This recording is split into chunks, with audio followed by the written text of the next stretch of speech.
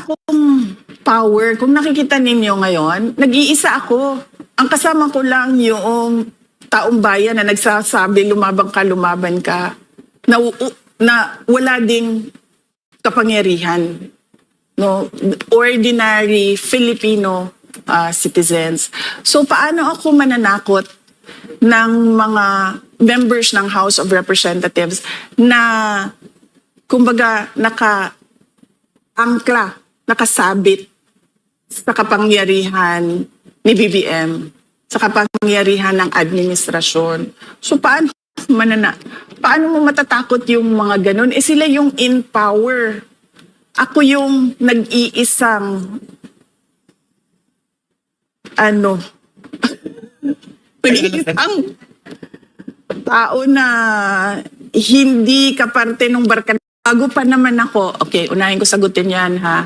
Bago ako tumakbong, bago ako nag-declare na tatakbo akong Pangulo, kung maalala nyo, sinasabi ko na, di ba, inaatake nila ako kasi sa paningin nila, tatakbo ako sa 2028. Sinabi ko na yun ilang beses. Sabi ko, it's a political attack, it's political scapegoating sa mga kakulangan ng administrasyon. So sinabi ko na yon noon, bago pa man ako nag-declare na tatakbong president.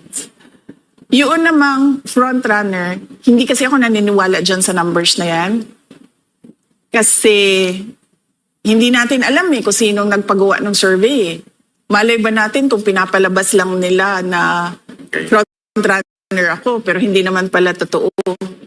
Diba? So, hindi ako naniniwala sa numero na sinasabi nila. Pero naniniwala ako sa mga tao na random places in the country who don't at all, except for my name. And then they say, lumaban ka. Ako na nagpapasurvey kasi mahal. Wala kaming budget para sa survey. In fact, nakikisurvey lang kami kung merong lumalabas na survey. Sabi na, ito pala yung number. Pero sa totoo lang, hindi rin naman natin alam kung sino yung nagpa-survey eh. 'Di ba? Kung totoo talagang independent yun o merong para sa survey.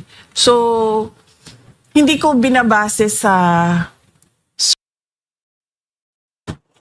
sabi ko, madalas iniiwasan ng mga politiko ang maagang paghayag ng kanilang mga plano upang hindi sila maging target ng pag-atake. Ngunit, matagal nang sinira ng administrasyong ito ang pangalan ko. Kung maalala ninyo, nagsimula yung attacks nila October 2023. Matagal na akong inaatake gamit ang buong makinarya ng kapangyarihan mula sa mga scripted na investigasyon na ibinalot sa katagang in aid of legislation, sa pagkidnap ng aking ama, hanggang sa mga samot-saring paratang na pilit nilang inuulit-ulit hanggang magmukhang totoo. So ito yung reason. Di ba yung mga politiko, hindi sila nagde-declare dahil takot sila, habulin sila ng kalaban nila. Silang mabingay. Oo. Kakasuhan ka, iimbestigahan ka. Ginawa na nila lahat yun eh. 'Di ba? So ano pa bang i-delay ko sa sasabihin ko na tatakbo akong Pangulo ng Pilipinas? Sinabi ko sa lahat, gagawin ko yon December of 2026. Inagahan ko lang ng ilang buwan. So wala namang kakaiba doon. Kasi ang pagiging Pangulo, destiny yan eh. Diba? So hindi ko naman masabi na ako yung dahilan ng kanyang pagiging Pangulo. Pero nag-contribute ako sa paghingi ng tulong sa mga tao na iboto si BBM. Kaya madaming beses na rin, tulad ng sinasabi ng mga tao na lumaban ka, madaming beses na rin ako na real talk sa daan na masasalubong ko yung tao, makakasalubong ko yung tao, or kumakain ako, tapos merong kumakain dyan sa ibang lamesa, tapos magpapapicture sasabihin, alam mo, binoto namin si BBM dahil sa iyo eh. Kasalanan mo talaga lahat to eh. Hindi ko na mabilang ilang beses, lalo na sa mga tiga Mindanao. Doon kasi sa unfiltered ang mga tiga Mindanao sa akin. Sobra silang komportable sa akin kasi galing ako doon eh. Laki ako doon eh. Pumunta lang naman ako dito sa Manila para mag-aral, magtrabaho. Pero doon talaga ako lumaki, doon ako nakatira. So, sobrang unfiltered yung mga tao doon. Ikaw ang hinungdan, Inday Sara, sa mga kagubot karon sa ato ang nasod. Kay imuhaming, di kumbinsi nga iboto si BBM. So, Ano pang nararamdaman nyo pagka sinasabihan kayo? nahihiya ako. Nahihiya ako. Nanliliit ako. Hindi ko alam kung paano ako mag-sorry. Sabi ko nga, gusto kong lumuhod, pero wala sa kultura ng Pilipino ang yung lumuhod ka ba? Ang lumuluhod lang kasi tayo sa Diyos eh, 'di ba? Wala sa kultura natin yung parang you grovel at the feet of another person. So gusto ko gawin 'yon sa lahat. Hindi ko rin siya magawa dahil ang dami nun. Ilan yung bumoto sa kanya? 31 million. Sabihin na lang natin, ano dun, kahit 10 million dun, bumoto dahil sinabi ni Inday Sara na iboto ninyo ito. Hindi ko magawa yun. So yung form of remorse ko, apology ko, is ibigay yung gusto ng mga tao na tumakbo akong pagka-presidente. Nag-a-apologize ako kasi inendorso ko siya. Humingi ako ng tulong sa mga tao para siya botohan. Hindi ko sinasabi ako yung rason. Sabi ko nga, destiny ang pagkapangulo eh. Pero nag-contribute ako sa pagbigay ng boto sa kanya. Sigurado ako doon. Kasi ako yung mga kaibigan ko sa Davao.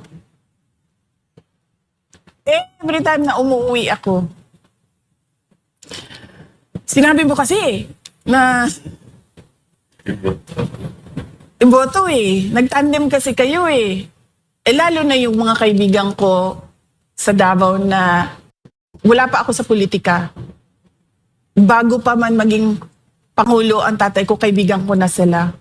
So yun talaga yung, kung meron pang mas real sa real talk, yun talaga yung para ka nang ginulpi sa katotohanan na sinasabi. Yes, gusto kong ayusin ang mga pagkakamali na ginawa sa bayan natin.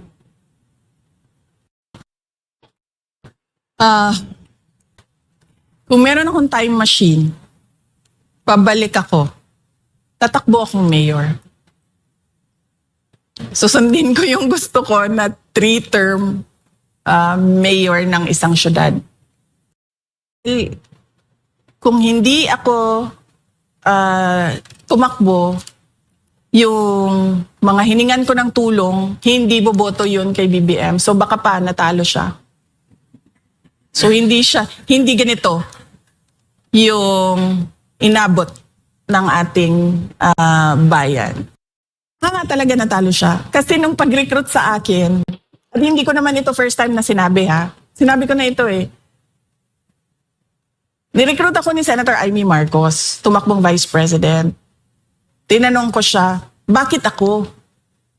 Sabi niya, kailangan namin ng Mindanao kasi kung wala ang Mindanao, matatalo kami ni Lenny. Sabi ko, Mindanao lang pala ipinag-uusapan natin dito eh. Ang dami namin tiga Mindanao. Nandyan si Bato, nandyan si Bongo, nandyan si Manny Pacquiao at the time. Sabi ko, ang dami. Sabi niya, hindi. Okay, hindi ko lang po matiis na hindi magkomento kasi mamaya baka makalimutan ko. Ito yung punto niya, no, yung sinasabi ng iba na hindi mananalo, hindi si BP Sara nagpanalo kay BBM. Ayan na nga yung patunay, 'di ba? Na ah, malaki yung marami nagsasabi na kung hindi niya, eto kasi yung nakakalimutan nila eh. Tama, binoto ng tao, pero yung papel ni BP Sara, ako particular, no? Kaya ako binoto yan, kaya ako dinala yung BBM Sara dahil kay Sara Duterte. Kasi kung di naman siya nakipag-team up dyan eh. Pabago-bago nga yung presidente namin eh. Minsan, nung una, Bato Go, di ba?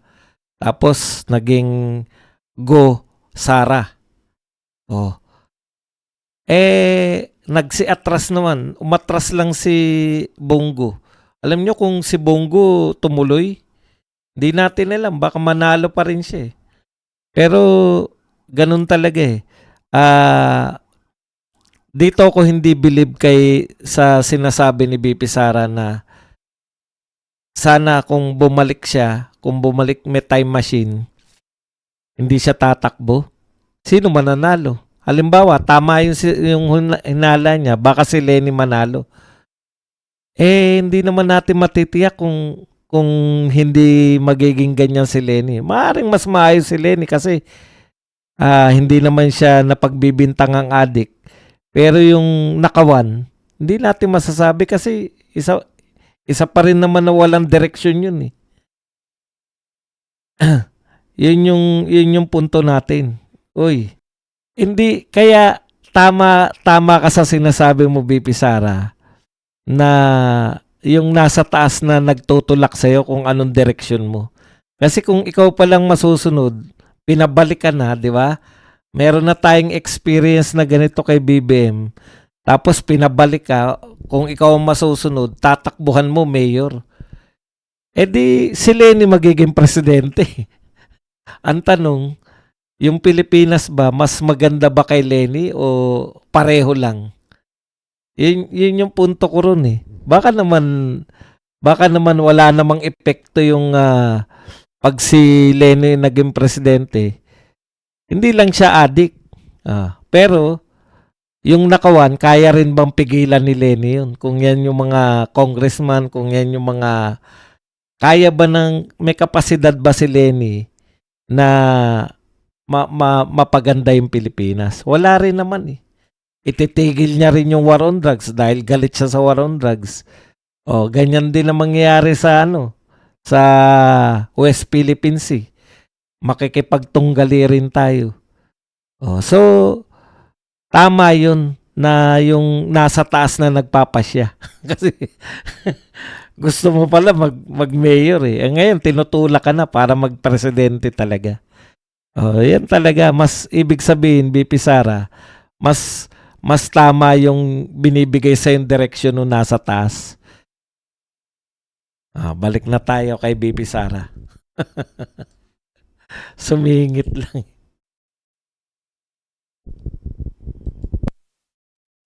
Ikaw yung kailangan namin. So, alam nila na hiningi nila yung tulong, kumbaga, para madagdagan yung in 6 years, hindi eh. To turn around a country, you need at least 30 years. So, dapat merong long-term na continuity. Yon. Long-term na plano, long-term na continuity na paniniguraduhin mo na yung susunod, hindi niya pababayaan, babaliktarin, o ibabasura yung nagawa nung nauna. Kasi yun yung sikreto ng pag-unlad eh. Kasi kulang ang 6 years para ayusin ang isang bansa. Minimum of 30 years. Siguro kung parang walang tulugan, wala ng 25 years. Wala nang pahinga, 25 years kakayanin. We'll shave off 5 years. Pero kasi ang termino ng isang pamulo let us be realistic, 6 years lang yon. So dapat ang papaniguraduhin mo dyan ay yung magagawa mo for 6 years at yung iiwan mo na, kita nyo naman sa numbers ikunin nyo lahat ng economic indicators. Wala, bagsak na talaga yung Pilipinas. Investor confidence, wala. Nagsisinungaling lang yan sila na meron. Ayan. Yan yung sinasabi natin na kinakailangan ng continuity. Yan yung lagi kong sinasabi rito sa channel natin na yung Singapore 1965 pa, 1971 sinimulan yung mga war on drugs, pati yung mga reforma. Hanggang ngayon tuloy-tuloy. Dito sa atin, ang gusto natin 6 years. 6 years lang matupad na lahat. Hindi po, yun po ang pinaka-imposible. Kaya tama po yun siguro this time, natutunan na ni BP Sara na kinakailangan pati yung susunod sa kanya, kontrolado niya. Kasi pag hindi tinuloy, kunwari napabangon niya yung Pilipinas, mapapabangon niya kasi alam niya yung direksyon Wala na nga dapat isipin si BBM Nagawa na lahat ni Tatay Digong, di ba? Pero ito si BP Sara, alam niya yung direksyon. Kung mapabangon man niya, kinakailangan pati po yung mga susunod na presidente nakaayon din sa direksyon ngayon ng mga Duterte. So alam na natin yan, walang katapusan Duterte dapat. 30 years, 25 years. Yun ang kinakailangan natin. Pero walang